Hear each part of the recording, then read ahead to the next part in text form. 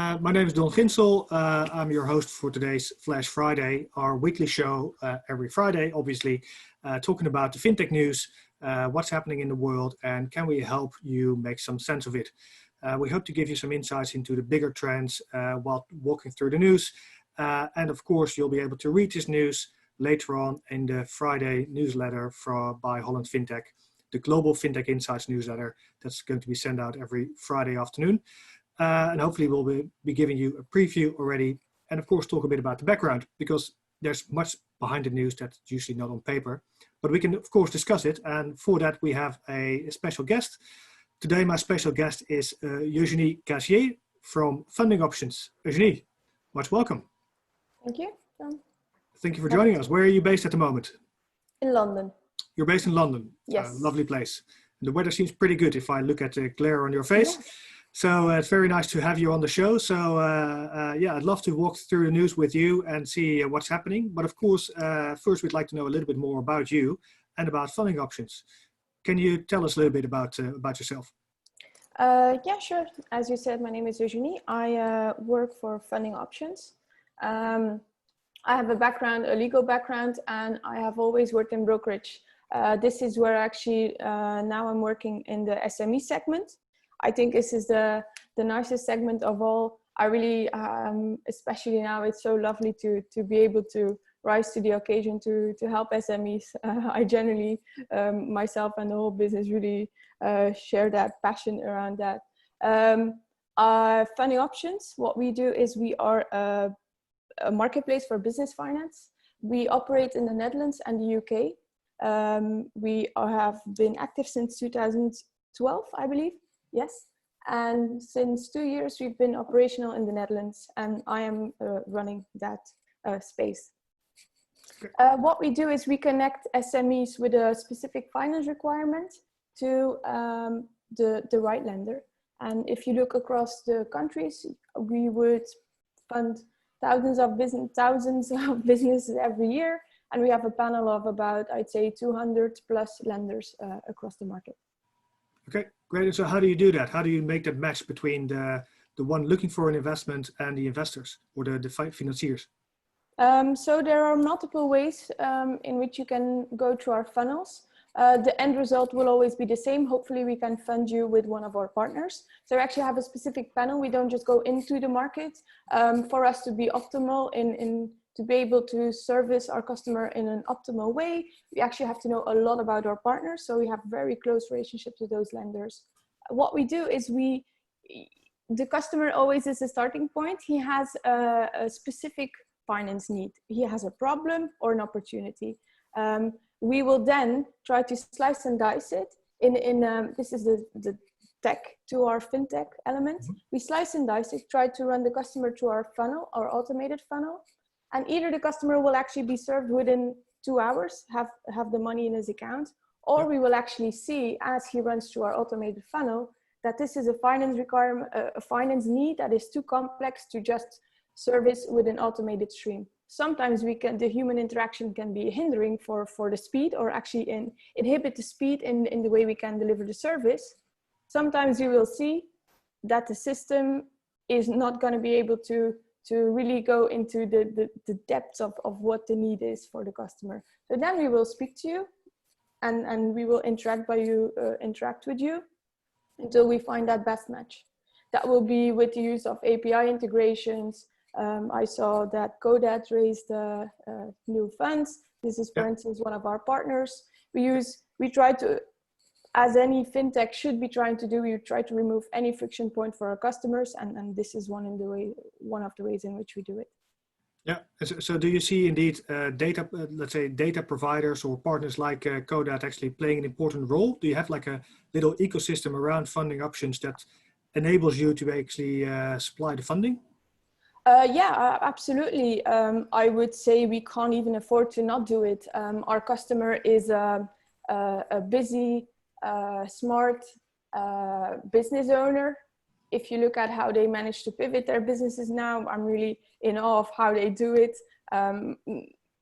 It is an intelligent customer that keeps us honest. The customer does not accept being posed with friction points that we could actually take away. Think about what happens when we have to sign up for, I actually tried to sign up for this food delivery service that is trying to reduce waste. It was an absolute poor journey, I have to say. And I was thinking, hey, actually, we are no longer okay with that. That's not possible anymore. We get spoiled, eh? Yes, we get spoiled. Proper digital experiences. Yes, and the customer keeps us honest. Yeah. But so indeed, I think it's really interesting to see also that you have this hybrid model, because you work with a lot with technology, but at the same time, you also have an army of specialists that in the end support the applications of the SMEs, Absolutely. Right? And even that human interaction or the human funnel with business finance specialists, that is also supported by all sorts. We have open banking connections, we have API integrations with lenders. All those good things are actually smoothing out, also removing any friction point on a business finance specialist side. So it really works in multiple ways. Okay, and so is it easy now to obtain all the data? I mean, we've got open banking in the UK and PSD2 across Europe, like in any case also in the Dutch market that you're active. Is that helping to improve the process? Absolutely. For us, yes. However, we, as I said, we have a panel of over 200 lenders, and we are only as tech savvy can be as tech savvy as we want. The partners with which we connect have to be at that same level. So Funding Options has actually sort of taken on the mission of trying to get the smaller ones that aren't that tech savvy, to get them up to that level, to make sure that we can also keep them in the relevant space of finance providers. I can imagine that actually can become quite a role if you work with so many lenders, that you play an important role in actually facilitating these lenders to stay up to date with regard to technology. As you're so dependent on it, it might bring you to quite push them forward as well to use digital connections, APIs, and automated processes. It's the beauty of our model. I like how we are policed by both sides. We can have a beautiful matching engine without any lenders to match. That will lead to nothing. Or we can have these beautiful collaborations with our partners where we just take them as they come. Yeah. And our customer won't like it. So yeah, beautiful to be in that middle ground space. I think it's nice because I think you already made quite some ground there. And I think it's also interesting to see that you're also now been selected by the British Business Bank to be a distributor of credit to SMEs, right, on their schemes. How does that relationship work? Is it easy for you to work with the government, either, for example, in the Dutch market or in the UK market? For example, now around all the COVID-19 guarantees that have been issued by governments, is it easy to work with that? Or there's a bit of difference between how that works in the UK and the Netherlands. Up to now, it has been difficult for us to be able to offer to actually be taking away the headache or the process for the customer when it comes to government support in the Netherlands. It has been less open to challenger banks and other partners. We have been actually now, I think yesterday I saw that Ibery announced that they are going live with the BMKBC, which is lovely. But they were the first to be approved, so it actually took them quite a while as well to get it operational, which indeed, for a certain extent, also has to do with the length it actually takes to fulfill all the processes properly according to government standards. Yes, absolutely. It is not. It must have been quite tricky for them, and so I mean, really well done for them to be able to actually manage to get it in place. However, we did have in the alternative space, we had credits. I'm not sure how relevant this is for our audience, but we did have credits. But you funnel anything that's not house bank or high street bank, you funnel that into one big funnel. There is probably, they could have looked at some other countries and maybe have done that slightly better. So now would be the time where we can actually start to offer the bounce back loans for the Netherlands and SIBILs for the Netherlands. We can do a little bit of that. In the UK, we are really, I'd say, we are really in the middle of offering or steering a lot of people into the right direction. In the Netherlands, we have taken it up as sort of our our duty to educate the customer about what his options are, and we will steer them towards, but it is not at the core of our business. In the UK, we are actually in the middle of offering, in the middle of that mix of steering the customer and helping him get that right product. Okay, thanks. So what I'm curious about, I mean, you're now currently from London, steering the business in the Netherlands. I think one of the topics that has sort of disappeared off the radar very slightly is the whole Brexit at the moment. Is that something that occupies you or also the fintech industry in London a lot still at the moment? I have to say it has quieted down a lot in terms of what you read about it. I think you can see that it doesn't really, COVID is really eating up all the sort of media space right now. But we are ready. We had been ready before for any sort of scenario that could come our way. And we are actually in the background still taking the steps that we had put forward for ourselves. So I'm very curious to see, because we are in a position that we are prepared for any scenario. I'm very curious to see if COVID will have impact on timelines, on anything. But we're a business with a European and beyond strategy, so we cannot afford to let Brexit happen. We have a partnership with ING. We need to have that presence in the Netherlands, and it is only one of the elements of our strategy. So it is pretty vital to us. Yeah. To be ready. Well, I still also think this week we got some new figures about tech fundraising in London. And you still see that it's a powerhouse compared to the rest of Europe. It's still the ideal combination of entrepreneurial ground, a financial system that needs a lot of work, and a lot of venture capital that's coming together, I think.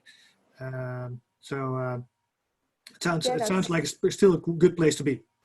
Yeah, I think that the media often, when we follow the media right now, it is all very pessimistic. I like it when these type of articles come out. We speak customers every day that are doing interesting things, that are pivoting their business, investing in their business, buying properties. I think it's really important that we keep those articles coming. I heard someone say it's very important, or I read somewhere it's very important that we don't talk ourselves into a recession. I think that's very, our role is to keep saying the good things. We need to be realistic. There is something happened, right?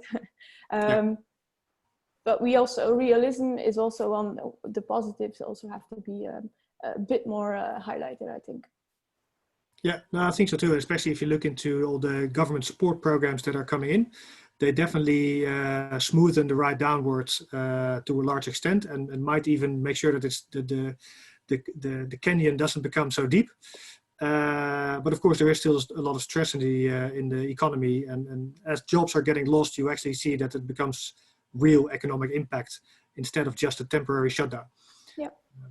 Yeah, that is going to be the case, and I do advocate for being very mindful of that, and business really have to look under the hood and see what is there, what needs to be there, and try to pivot in an intelligent way. But again, where things are going well, a lot of businesses are profiting from this. No, and I think especially it's also interesting to note that a lot of fintech companies are actually doing very well. Not all of them, but especially you see that fields like digital banking, know your client, anti-money laundering, digital identity. So these kind of solutions are actually still booming. And after indeed a very small hold somewhere in March, April, where everyone was uncertain about what was going to happen, you see a lot of uptake there. Is there something particularly you think that for example, the incumbent industry could specifically learn from fintech companies? You, of course, have a strong relationship with ING. Is there something you can share about sort of the knowledge exchange that's happening between you and the bank? I think the knowledge, it is an exchange. That's the first thing to note, probably, that it goes both ways, obviously. I think what we can be proud of is our agility. We have, I know this keeps coming up, it gets a bit old, but it is really the case. Being able to pivot in this time, I think our business actually, in terms of getting ready for lockdown, yeah. The main question was, can I take my screen home? And that was basically it. We were online within, in fact, we just sat down on our kitchen tables, a lot of us, and just started working. Just that element of being so ready to pivot or so ready to react to circumstances is beautiful. And I think banks can learn from that. I think I wonder sometimes if there can be a bit more customer centricity in the way they develop products or solutions. I have been close to some things or have followed some things from the banking industry where they develop solutions to problems that are not really relevant to the customer. And that is always so, they have these huge departments that can do beautiful things, but I think it also has to do a lot with your perspective of the world, right? So, I mean, once you're inside this vast organization, it's pretty hard to see what's going on outside, as there are always people between you and the outside.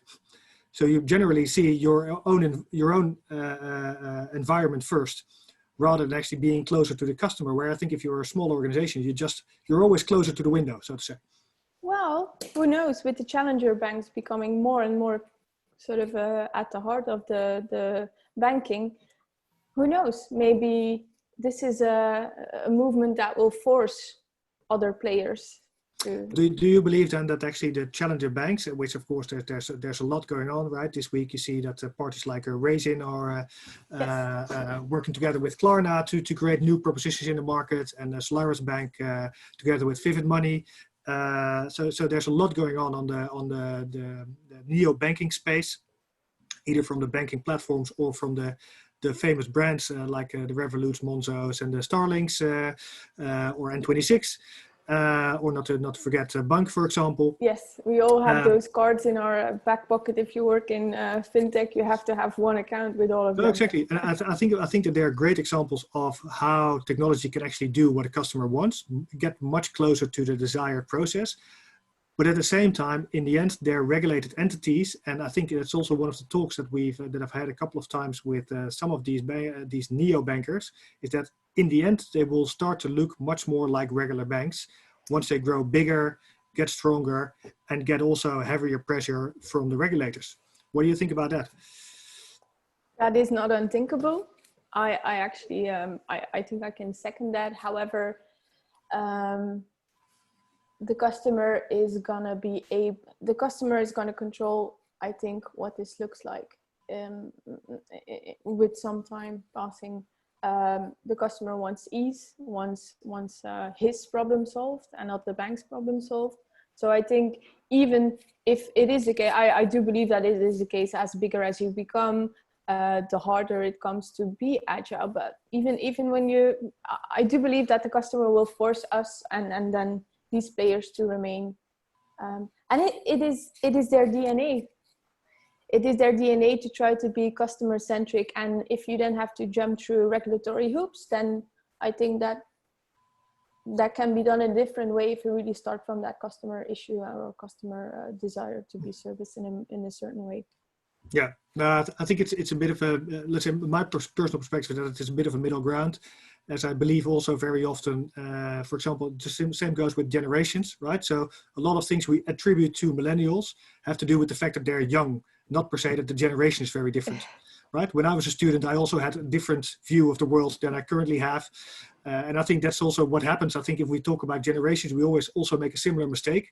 Like we also have that companies that are starting up, they just have the world to win, and that triggers different behavior than if you have a world to protect. Yeah. But, to a certain extent. But we can have a long argument about this. Absolutely. We can talk for hours about this. But we should find ourselves a nice Belgian beer sometime again to take on this conversation. Hey, I think. Why not? That is always a good idea. No, so thanks. So maybe also we got a question also from Elizabeth about sort of where the ambitions of funding options go. So what's next? You mentioned Europe and beyond. How are you going to eat the world based from the Netherlands and the UK, where you currently are? Probably one by one. Look, the most beautiful thing about setting up our business so fast in the Netherlands, or sort of being able to apply that model, is the best thing about it is we reconfirm our business model that we have for the UK in a different country. And there are a lot of markets where we see the need and where we can enter into. The ambition is one where we are gonna indeed be moving to different geographies. And we are likely to also move into a more broader space. We just want to help an SME focus on doing what he does best, the baker bakes. We don't know how to do that. The way some, we know our thing, the SME knows his thing, and we are trying to help him in every way possible so he can just focus on what he does best. Can you already indicate which countries might be next on your list? Close to home, I would say. It's probably, okay. But it is not our only ambition. It makes a lot of sense, I think, for now. Close to home and then beyond. Okay. Well, what I'm also curious to check in with you on is we also really believe that just like with the rise of personal finance, right, integrated financial perspective for consumers, we will also go to integrated financial perspective for businesses. And I think it aligns a lot with what you were just saying about your ambition. I'm really curious how you see that will evolve, because I also believe that, I mean, as an entrepreneur myself, I believe also that in the end, I would want one financial dashboard where I can see where things are going, but at the same time, also just with the push of a button, can take the actions that I need to take. Even if it is doing Forex, applying for a loan, or getting insurance or a hedge in place, or basically wrapping up my administration to report. I all want it in one place because it's one thing that's all related to your core administration, basically. What's your vision on that? What is your game? I think that you said it beautifully. You are an entrepreneur yourself, and this is how you want to be working. It is a vision that is above everyone's headboard. Or at Funding Options, this is at the core of what we want to do, right? To just make it easy for the entrepreneur to be, to be operating his business. Remove friction points anywhere we can. Yeah. Yeah, no, it's a nice ambition. I think it's a really interesting field to play. I think you already mentioned that SME is an interesting field because there's just so much to win, because they've been relatively underserved. Not always in the amount of credit, which very often is focused on, but especially I think with regard to the service models that they can relate to and the information that they have to actually improve their financial lives. Yes, sometimes I think, I hope, and I know, I think I know that part of what we do with Funding Options is educating customers on that a lot of SMEs don't actually know enough about finance, I think, and we are doing our part in trying to make them smarter about that. And even so, even if there is the availability of business loans, for instance, the route to it is very hard. They open a tab in Google, and then what? And then what? If you see what search queries we actually are able to service customers from, when those customers come online, if it's 4 in the morning and they are looking for a business loan and they hit our website, you cannot be anything else but sympathetic to that. Yeah, exactly. Yeah. Yeah. No, I think it's a good point. Maybe maybe given that as well, I think you have a lot of insights into SME customer behavior because of course you see what customers are looking for and what they're applying for, and at the same time you see the behavior of the SME lenders, basically. Where do you see now certain trends that are based on the Corona developments? That let's say, could you give us a bit of insight there? Do you see an increase in loan volume, or do you see actually that lenders are becoming more strict given the economic scenarios being pushed downwards? Again, the Dutch and the UK market have behaved slightly different. The Dutch market has, I think, is a very realistic customer, and really I am positively surprised by how intelligently he is assessing his situation and where he can go from there. We had very little sort of gelukzoekers. I don't know, I'm struggling to find the word. Yeah. We had very little customers that sort of tried their luck.